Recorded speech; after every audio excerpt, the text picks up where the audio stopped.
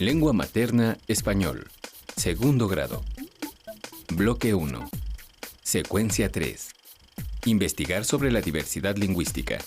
La diversidad lingüística del español en los medios de comunicación. Hola, para mantenerme informada me gusta leer, hablar con la gente y escuchar las noticias, no solo de México, sino de otros países de habla hispana. ¿Y saben qué he notado? Que hay diferentes formas de hablar el español. Veamos algunos ejemplos.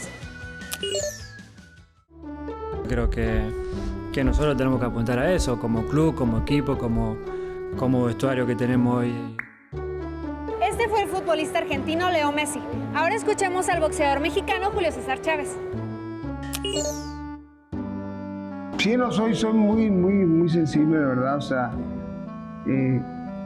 sí he pasado momentos difíciles. ¿Notaron el uso de algunas expresiones y la diferencia en el acento? Seguramente sí. En la televisión, en las películas y en los medios de comunicación en general, escuchamos cómo se habla español en otros países. Y aunque a veces puede que sea complicado entenderlos, a mí me parece muy divertido. Veamos otros ejemplos. Karen, mira lo que encontré. Es un ejemplo muy divertido. A ver. Llamándote, lloro como la lluvia de Sevilla que lleva mi llanto. Llamándote lloro como la lluvia de Sevilla que lleva mi llanto. ¡Wow! ¡Qué diferente es la pronunciación! Sí, creo que hay muchas diferencias en la forma de hablar español. ¿Buscamos más? Sí. El español es una de las lenguas más habladas en el mundo. Se habla en países latinoamericanos como México, Argentina, Chile, Colombia y Guatemala, entre otros. En el continente africano, en Guinea Ecuatorial y desde luego en España. Aun cuando en esos países se habla la misma lengua, hay diferencias. El español en España no es igual que en Argentina, y el español en México es distinto que en Colombia. Incluso dentro de un mismo país hay variantes del español. En México es relativamente fácil identificar el español de un mexicano del norte del país y el de un mexicano del sur. A todas estas variantes del español se les conoce como dialectos. También hay regiones con una misma variante del español.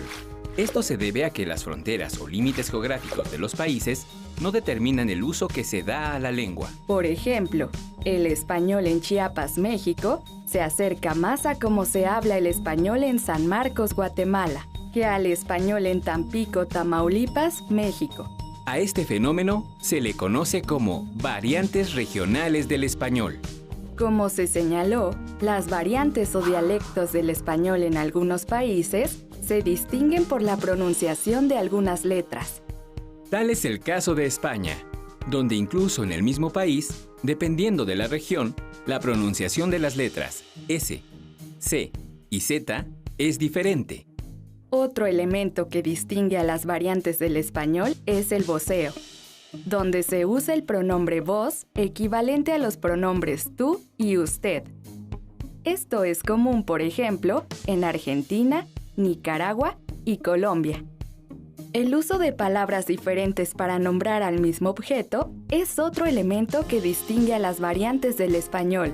Esto es, quizá, lo que puede ocasionar más confusiones e incluso malos entendidos. Una palabra de uso cotidiano que se refiere a una prenda de vestir en México se le llama playera.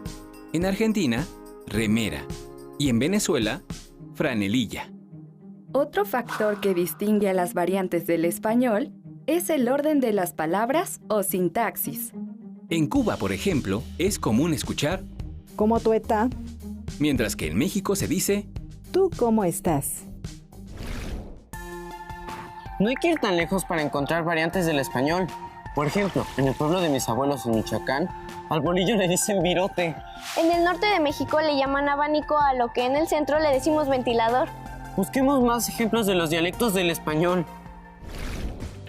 Cuando tengan la oportunidad de viajar a otros países de habla hispana o de conocer a personas de otros lugares, fíjense en su forma de hablar. Tal vez descubran más diferencias con el español que ustedes hablan. Recuerden que otra forma de acercarnos a las variantes del español sin viajar es a través de películas y programas de radio y de televisión de los distintos países de habla hispana o de otras regiones de México. Imaginen qué palabra de las que usamos cotidianamente los mexicanos serían incomprensible para los españoles.